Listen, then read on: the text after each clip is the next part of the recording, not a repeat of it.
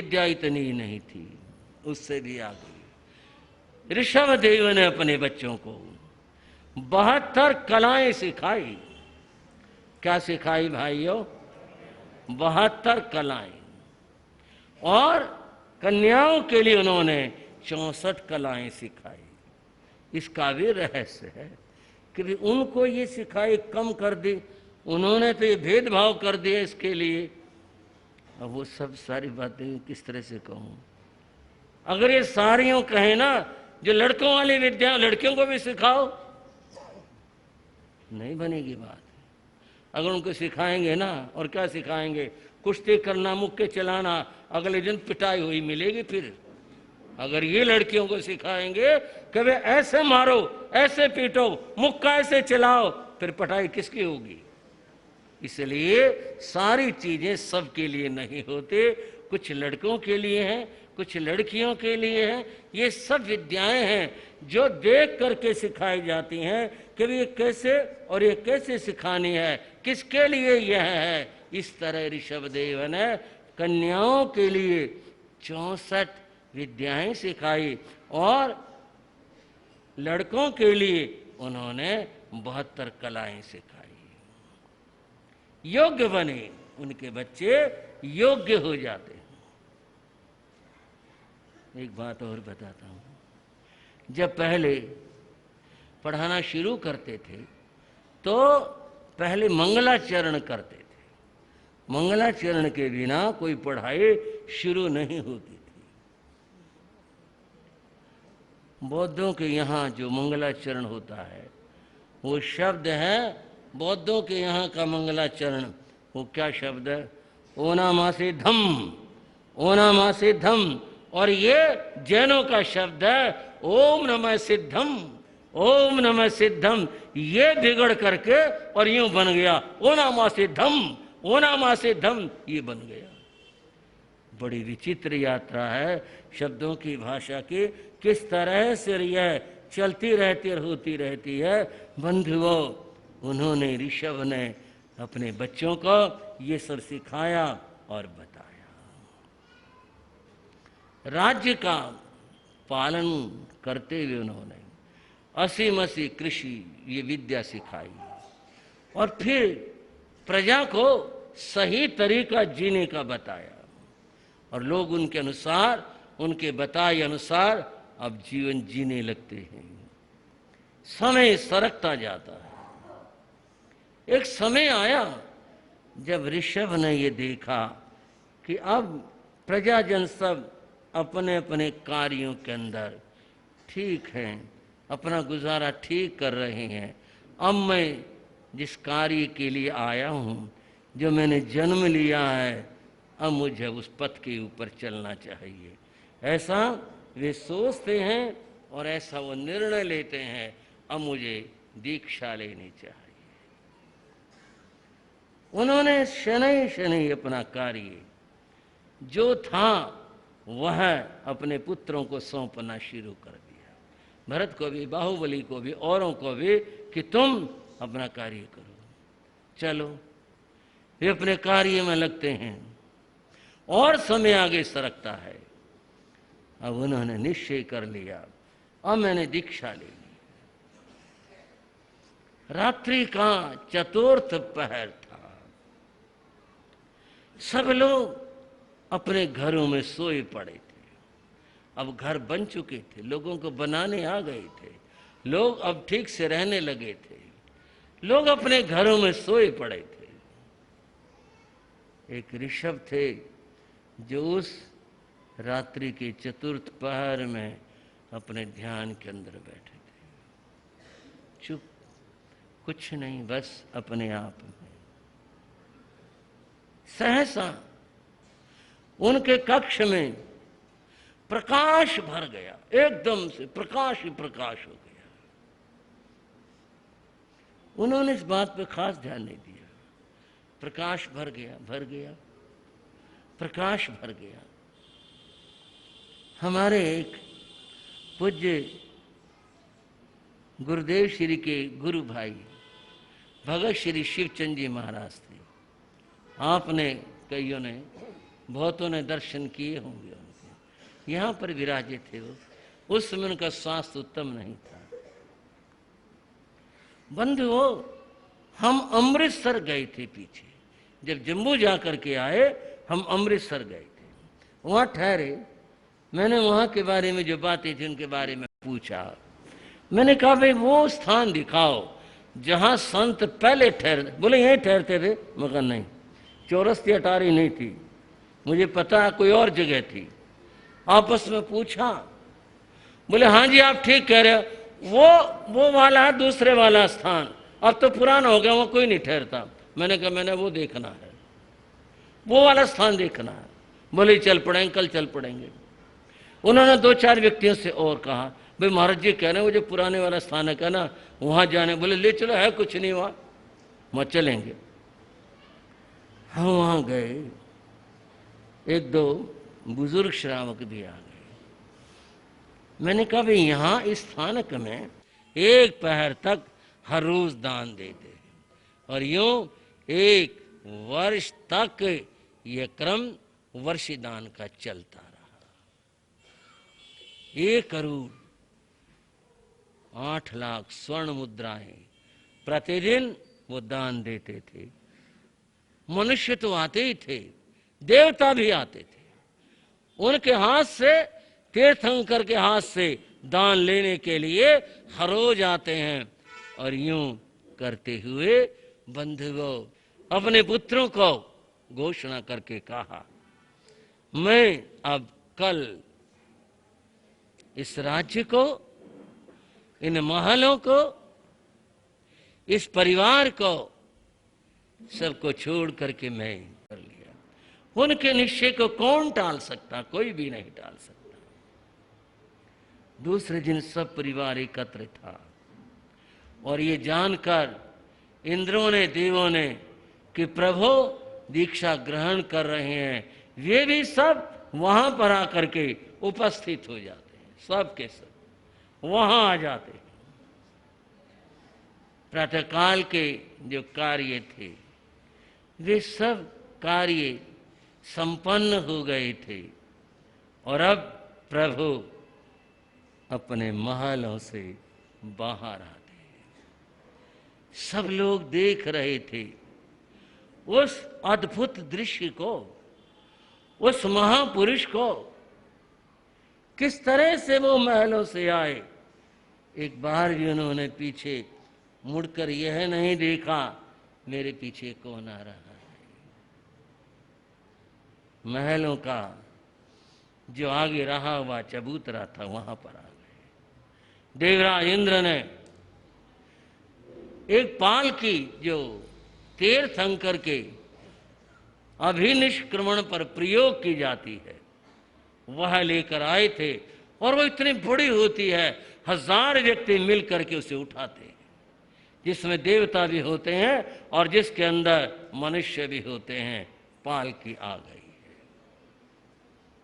और प्रभु उस ओर बढ़े हैं। शनै शनै उनके पद चरण शनै शनै आगे जाते हैं। पाल के सामने थी, प्रभु ने अपना कदम बढ़ाया और पालकी के बीच में रख दिया। उस मरई सिंहासन के ऊपर प्रभु विराजमान हो गए। रोकने वाले कौन थे? पुत्र तो थे ही, मां भी थी और भी थे, सबके सब उन्हें रोकने का प्रयास कर रहे थे, परंतु जिसे जाना होता है वह कभी रुका नहीं करता है। सबने कोशिश की, वो नहीं रुके। पालकी के अंदर वे विराजमान हो गए। देवों ने, इंद्रों ने जयकार की, भगवान वहां पर विराजमान हो गए। और 2 पंक्तियां, छोड़ा पथ राग का, छोड़ा त्याग और वैराग का त्याग, पथ अपनाया संयम पाया हो, नाया संयम। पालकी सवारी आगे बढ़ चली। हजारों नयन गीले हो रहे थे, लोग अपने नयनों को पहुंचे जा रहे थे। ऋषभ जा रहे हैं, हमारी मनुहार इन्होंने सुनी नहीं, हमारी बात मानी नहीं, जा रहे हैं। और बंधुओं, माता मरुदेवी वो कहती रह गई, अरे ऋषभ सुन तो, बात सुन। तो क्या मेरी बात नहीं मानेगा, मां की बात नहीं मानेगा? उन्होंने एक दृष्टि भर करके देखा, और वह पालकी बंधुओं उस नगरी के मध्य से होते हुए, कोई बताएंगे उस नगरी का नाम क्या था?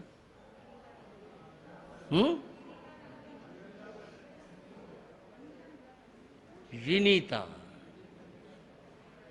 उसका नाम विनीता नगरी था। और मैंने कल बताया था, अयोध्या नाम बाद का है। उस समय उसका नाम विनीता था, क्योंकि सब लोग प्रभु के प्रति परम विनयशील थे, इसलिए उसका नाम विनीता रखा गया था। बंधुओं, बाहर जो उद्यान था, प्रभु वहां पहुंच गए, पालकी पहुंच गई है, संकेत किया है, प्रभु से नीचे उतर आए। एक वृक्ष के नीचे एक बना हुआ था पत्थर का स्थान, प्रभु उसके ऊपर खड़े हो गए, और फिर प्रभु ने अपने वो वस्त्र आभूषण उतारने शुरू कर दिए। इंद्र महाराज उन्हें लेते हैं, ग्रहण करते हैं। भरत महाराज लेते हैं, पुत्र लेते हैं। उनको इससे कुछ मतलब नहीं, उतारे जा रहे हैं। यह तीर्थंकर प्रभु का अतिशय होता है कि उनका शरीर वस्त्र रूप में दिखाई नहीं देता है। उन्होंने ये सब हटा दिया है। अब केशों के लुंचन की बात आई। भगवान ने जैसे पंचमुष्टि लोच होता है, उसके लिए एक मुट्ठी बालों की भरी, और वो इतने बलशाली होते हैं, एक झटके के साथ में एक मुट्ठी बाल हटा दिए। फिर दूसरी मुट्ठी से, तीसरी मुट्ठी से, चौथी मुट्ठी से, पांचवी मुट्ठी, ये जो स्थान है जिसको शिखा चोटी कहते हैं, इसको ग्रहण किया। इंद्र महाराज आ गया, प्रभु इसे रहने दो। क्यों? इसे रहने दो, हमारी प्रार्थना है, इसको रहने दो, इसको ना हटाओ। ये बहुत अच्छी लग रही है। तीर्थंकरों का और अच्छे से क्या मतलब? कोई मतलब नहीं। परंतु तीर्थंकर प्रभु महादयालु कृपालु होते हैं। वे दूसरे की बात को सुनते हैं, प्रार्थना की, ये एक मुट्ठी आप रहने दो। भगवान ने उनकी बात स्वीकार कर ली, हाथ हटा लिया। और समझाने के लिए बता रहा हूं, एक बड़ी सी चोटी सर के ऊपर वो बाल रह गए और बाकी सारे बाल उन्होंने हटा दिए। उसी का जो रूप है वह है ब्राह्मण समाज में देखा जाता है कि जो एक बड़ी सी चोटी, मोटी सी चोटी जो वो रखते हैं, ये ऋषभदेव भगवान के उस त्याग के समय में जो उन्होंने जनता की बात को मान लिया था, ये उसका ही प्रतीक है, स्वीकार कर दिया। और बंधुओं, तब उन महाप्रभु ने ईशान कोण की ओर हाथ करके, हाथ जोड़कर कहा, इस संसार में 4 गति 84 लाख जन्म स्थान है। यहां पर अनंत अनंत जीव रहते हैं, और मेरे जीव का उन जीवों के साथ में न जाने कैसा कहाँ क्या क्या संबंध रहा है। मैं उन समस्त जीवों से आज क्षमा याचना करता हूं। मैंने किसी जीव को दुखी किया हो, सताया हो, पीड़ा पहुंचाई हो, उनके कार्य में बाधा डाली हो, मेरे से कोई भी हैरान हुआ हो, मैं उन सब जीवों से क्षमा याचना करता हूं। आप भी एक बार हाथ जोड़ करके, मैं उन सब जीवों से क्षमा याचना करता हूं। भगवान ने ये क्षमा याचना कर, फिर तीर्थंकर का कोई गुरु नहीं होता, वे अपने गुरु स्वयं होते हैं। उन्हें किसी से दीक्षा नहीं लेनी पड़ती, वे तो स्वयं अपने आप में ज्ञानी होते हैं। तब उन्होंने स्वयं में करे भी मैं ग्रहण करता हूं सामायिक सामायिक व्रत को। वहां ऐसा नहीं था कि हे भगवान मैं सामायिक व्रत को ग्रहण करता हूं, ऐसा नहीं होता। वो तो स्वयं अपने आप में पूर्ण होते हैं, अतएव ऐसा कुछ वो नहीं कहते। और फिर उस सामायिक व्रत को आजीवन के लिए स्वीकार कर लेते हैं, ध्यान कर लेते हैं, स्वीकार कर लिया।